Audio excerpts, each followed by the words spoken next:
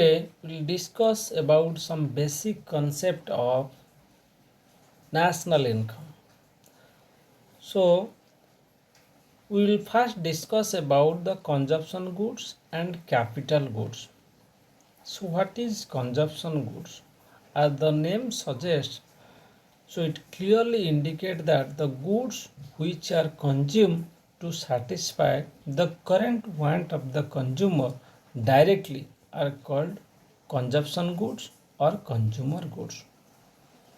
So, what goods we are using by the consumer to satisfy their wants is called consumption goods.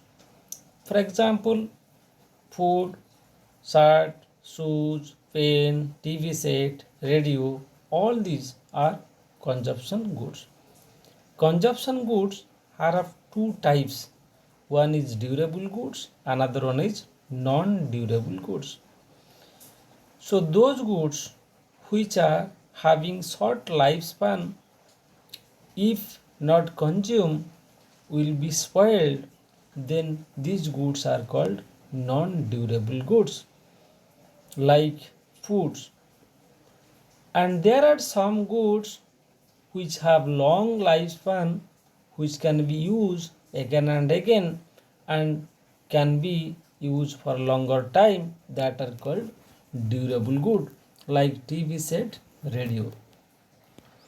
Next come to capital goods or what you call producer goods. Capital goods are fixed asset of the producers which are repeatedly used in production for other goods and services. These goods are the fixed asset, tools, implements, machines, plants, tractors, building, all these are the capital goods. They are durable in nature and these goods are used for production of other goods. These consumption goods and capital goods are also called final goods, what we will discuss in our next concept, that is your final goods and intermediate goods. What is intermediate goods? Intermediate goods refers to those goods which are used either for resale or for further production in the same year. So, if any goods which is used for further productions which itself modifies and produce another product, so that are intermediate goods. And if it is for resale, then it is also termed as intermediate goods. That means they are still within the production boundary, not reach to the final consumer for satisfaction of their wants. So if it is within the production boundary and not reaching to the final consumer, then it is called intermediate goods. For example, coal used in factory for further productions, it is a intermediate goods, and these intermediate goods are not included in national income. You can also cite different example of intermediate goods. We are using wheat to produce flour, then wheat is a intermediate goods which itself modifies and the new shape became the flour, and the wheat is called intermediate good. Like sugar cane we are using for jaggery, so sugar cane is the intermediate goods. Next come to final goods. Final goods refers to those goods which are used for consumptions or for investment. So if the goods are reaching to the final consumer, cross all the boundary of productions and reach to the final consumer either by the consumers or by the producers for final use, then this is final goods. So milk purchased by household for consumption is a final goods. Likewise, the flour purchased by the household for consumption is a final goods. So these final goods are included in national income. That should be taken care of while calculating national income. So when we calculate national income, we have to be cautious that only final goods are to be considered in national income. Intermediate goods are not considered in national income. One of the important thing is that the distinctions between intermediate goods and final goods will depend upon use of the commodity, not on the basis of the product. It only depend on the end use of the product. So coal demanded by a consumer is a final commodity, while by a steel plant it is a intermediate goods. Likewise, wheat, from wheat we are producing flour. If the flour is used by the household, then it became a final commodity. If the flour is used by the baker for producing bread, then it is a intermediate goods. So here the end use determine whether it is a final goods or the intermediate goods. Now come to the next concept, that is stock and flow. A flow is a quantity which is measured with reference to a period of time. Thus, flow are defined with reference to a specific period, that is length of time, hour, day, week, month or year.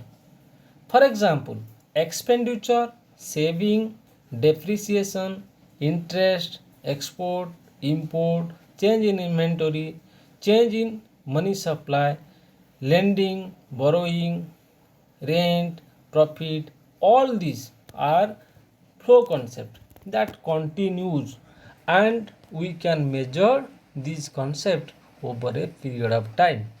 So there is reference to a specific period of time, a time dimension is there.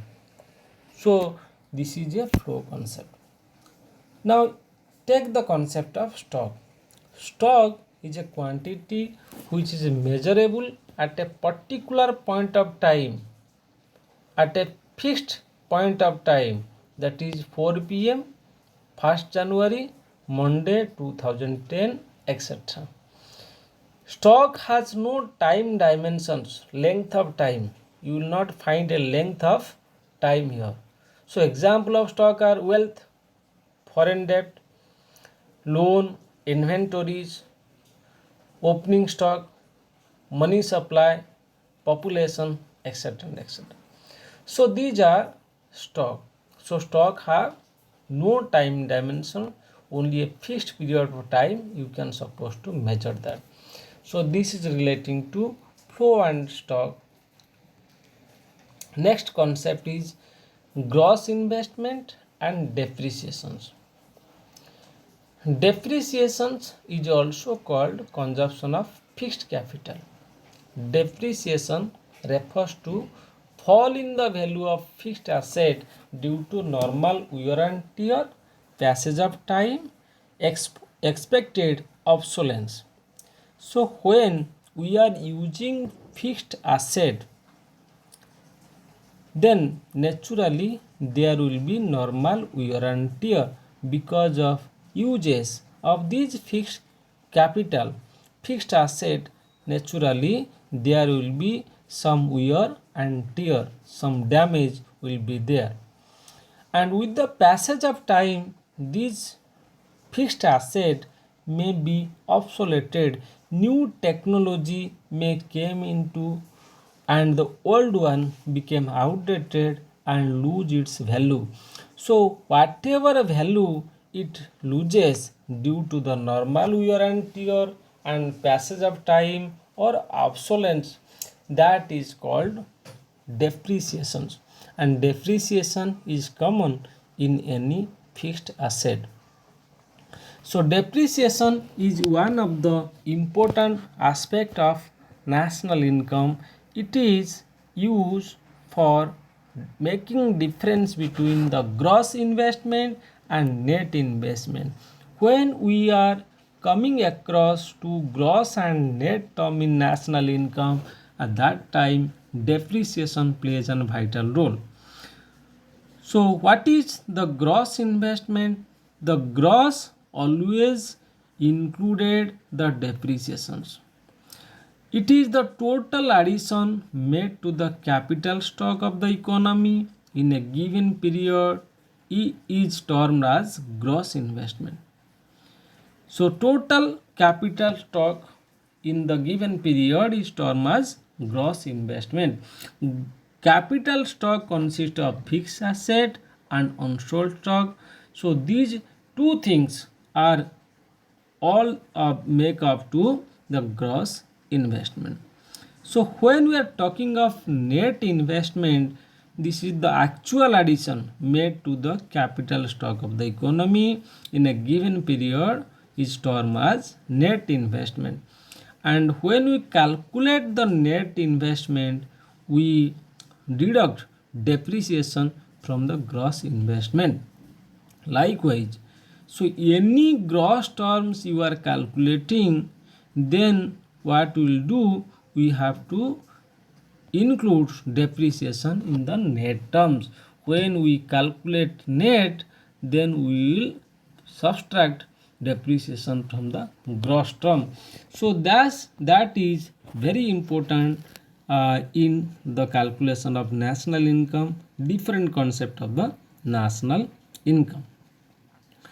Now come to one more concept we will discuss, that is net indirect tax. Net indirect tax. Here you know the government impose two type of tax. One is direct tax, another one is indirect tax. So what is direct tax? These are the tax imposed on the income of the individuals or profit of the companies. In this case, tax burden are not shifted. In case of direct tax, tax burdens are not shifted. So sometimes question may be asked, what is the difference between direct tax and indirect tax?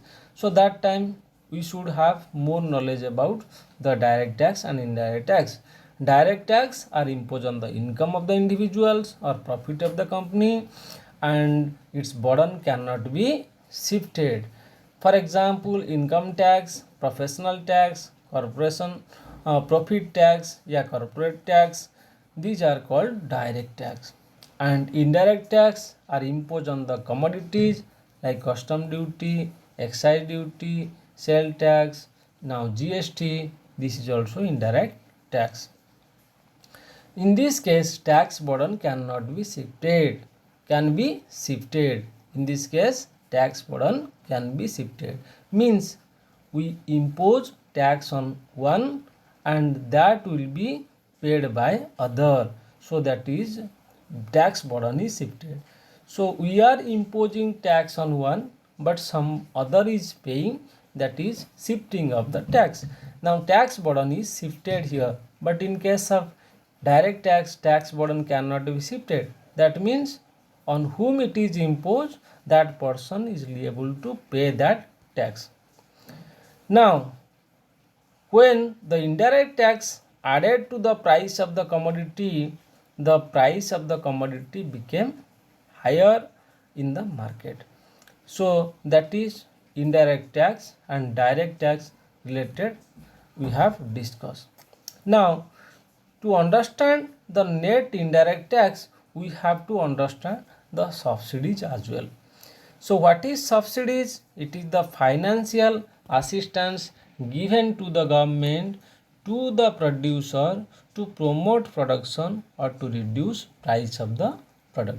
So this is nothing else, it is a financial assistance. For example, Gandhi Jayanti, the khadi product are sold on the rebate of 25 to 30%. So this 25 to 30% rebate are given by the government, so bearing by the government. So that is financial assistance. Now this is subsidies.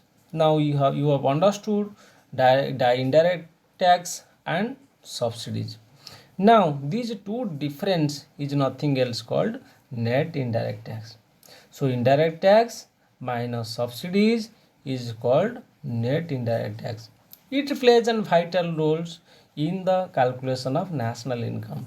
So when we will calculate market price, that time factor cost will be added with net indirect tax.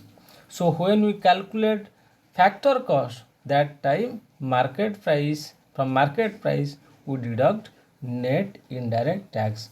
So this plays a vital role in calculation of different concept of national income. So we have to concentrate on that, whether we are calculating market price or factor cost, that time net indirect tax plays a vital role. So that's all. This is relating to today's discussion.